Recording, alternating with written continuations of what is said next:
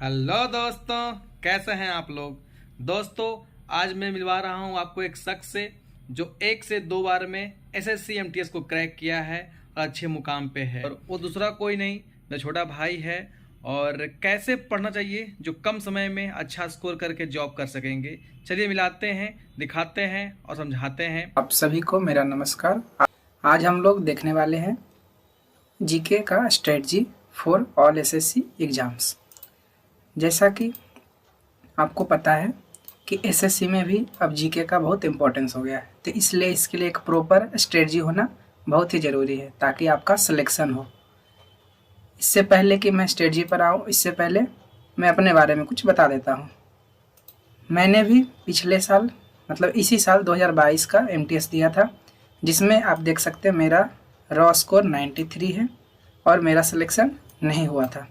और इसके जस्ट 3-4 महीने के बाद मेरा सिलेक्शन हो गया, यानी कि 93 से आपको पता ही होगा इस बार कट ऑफ 131 प्लस ही गया है, यानी कि मेरा नंबर 130 प्लस से तो ज़्यादा ही होगा।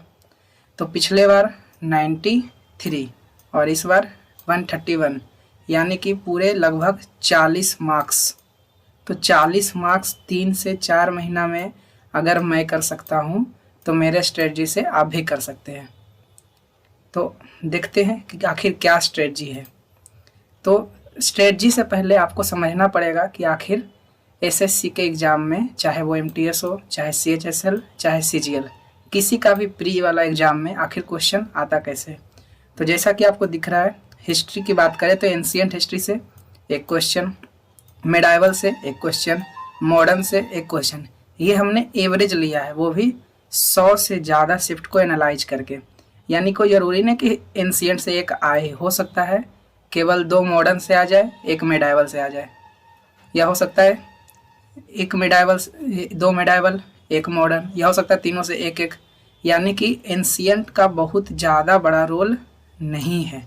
और अगर हम बात करें लूसेंट में, ठीक है, तो लूसेंट में आप जा कर के देखिएगा तो लूसेंट में आपको दिखेगा 50 पेज का है एंशिएंट हिस्ट्री और 20 पेज का है मेडाइवल और 20-22 पेज का ही है मॉडर्न। तो आप ही बताइए कि 20-40 पेज में यहाँ से 2 क्वेश्चन अगर मिनिमम भी माने, ऐसे हो सकता है मैक्सिमम 3 क्वेश्चन आ जाए, और ये 50 पेज पढ़ के एक क्वेश्चन, तो फ़ायदा कहाँ है। ऑफ कोर्स फ़ायदा मॉडर्न और मेडाइवल पढ़ने में। एंशिएंट शुरू में स्किप कर सकते हैं, लेकिन ये मेरे समय के अनुसार। अब धीरे धीरे कठिनाइयाँ और बढ़ेगी और आपको हो सकता है एंशिएंट भी करना पड़े, तो ठीक है कर लेंगे, पर पहले आपको मेडाइवल और मॉडर्न करना है। एंशिएंट में कुछ इंपॉर्टेंट टॉपिक कर लेंगे और उसके बाद देखते हैं ज्योग्राफी। तो ज्योग्राफी में 2 से 3 क्वेश्चन आएगा। और लूसेंट की जहाँ तक ज्योग्राफी की बात करें तो वो बहुत ज़्यादा डीप में है या बहुत ज़्यादा डीप में नहीं है, दोनों बात है, कोई टॉपिक के अनुसार डिपेंड करता है। तो आपको देखना पड़ेगा कौन सा टॉपिक कहाँ लूसेंट से करना है डिटेल में, कौन सा टॉपिक लूसेंट से करना है थोड़ा ऊपर ऊपर, वो आपको, मैं तो क्लास लूँगा ही तो मैं आपको बता दूंगा। अगर आप मेरे साथ रहेंगे तो मैं आपको करा दूंगा कौन सा टॉपिक कहाँ से करना है, कैसे कैसे करना है। उसके बाद पॉलिटी, इससे भी 3 से 4 क्वेश्चन आना है। और 3 से 4 क्वेश्चन में भी आपका ये बहुत ज़्यादा होता है कि टॉपिक वाइज बहुत ज़्यादा होता है, जैसे कि आर्टिकल हो गया, ठीक है, आर्टिकल, अमेंडमेंट, उसके बाद रिट्स हो गए। लगता है पेन टैब लेना ही पड़ेगा। आप लोग जल्दी जल्दी सब्सक्राइब करिए ताकि मैं भी पेन टैब ले सकूं। खैर जोक्स अपार्ट, आगे बढ़ते। इकोनॉमी, इकोनॉमी से भी 1-2 क्वेश्चन आएगा। फिजिक्स 1, केमिस्ट्री 1, बायोलॉजी का 2-3। तो अब साइंस की बात करें तो इसमें फिजिक्स, केमिस्ट्री, बायोलॉजी तीनों है। अगर आप इंटर में पढ़े थे फिजिक्स केमिस्ट्री तो आप स्किप कर सकते हैं, और अगर आप नहीं पढ़े थे, आप आर्ट्स के हैं, कॉमर्स के, तो आपको वैसे भी समझ में आने वाला है नहीं, इसमें माथा फोड़ करने से कोई फ़ायदा नहीं। बायो ज़्यादा आसान है। हाँ, कोई फिजिक्स केमिस्ट्री पढ़ा होगा तो उसको लग सकता है कि नहीं बायो हार्ड है, बट ऐसा है नहीं एक्चुअल में, क्योंकि बायो में कुछ समझना नहीं है, बस फैक्ट्स है, आप उसको याद करते जा सकते हैं। और कुछ समझने वाली बात होगी तो मैं बता दूंगा आपको, जैसे मैंने किया था 3 से 4 महीने के अंदर अंदर आपका भी प्रिपरेशन हो जाएगा, क्योंकि 3 से 4 महीने के बाद आपका एसएससी का और भी एग्ज़ाम होना है, या 5-6 महीने बाद भी कुछ कुछ एग्ज़ाम है। तो आपका अभी से ही तैयारी शुरू करेंगे तब जा कर के सिलेक्शन होगा। उसके बाद आगे बढ़ते हैं स्टैटिक पार्ट और मिसलेनियस, जो कि आपको लूसेंट के पीछे मिल जाएगा, या फिर और भी कोई पीडीएफ होता है उससे भी कर सकते हैं। अब करंट भी 5 से 6 आता है, ठीक है। अब हम लोग आते हैं कि आखिर सोर्स क्या फॉलो करना है। सोर्स तो बता ही रहे हैं, लूसेंट करना है ऑफ कोर्स। तो सिलेबस वाला पार्ट यानी हिस्ट्री, ज्योग्राफी, इकोनॉमी, ये सब के लिए आपको लूसेंट के अलावा और कहीं नहीं जाने की ज़रूरत नहीं है। और स्टैटिक भी लूसेंट का पिंक बॉक्स होता है, लूसेंट में एक पिंक बॉक्स होता है, पिंक जैसा लगेगा और बॉक्स में रहेगा, तो आपको वहाँ से करना है, वो आपका स्टैटिक है।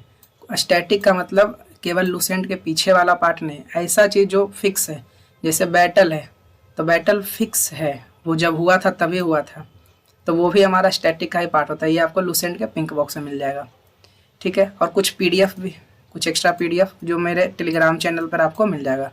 तो आप लोग जल्दी से मेरा टेलीग्राम चैनल भी ज्वाइन कर लीजिए। आप लोग टेलीग्राम पे सर्च करिएगा आयुष अक्षर,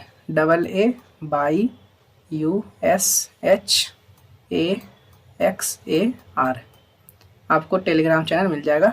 उसके बाद करंट अफेयर के लिए देखते हैं, तो करंट अफेयर और साथ ही साथ कुछ स्टैटिक टॉपिक, पहले बोल रखा था कुछ स्टैटिक टॉपिक आपको इंडोलॉगस का टेलीग्राम का पीडीएफ से करना है, वीडियो से नहीं।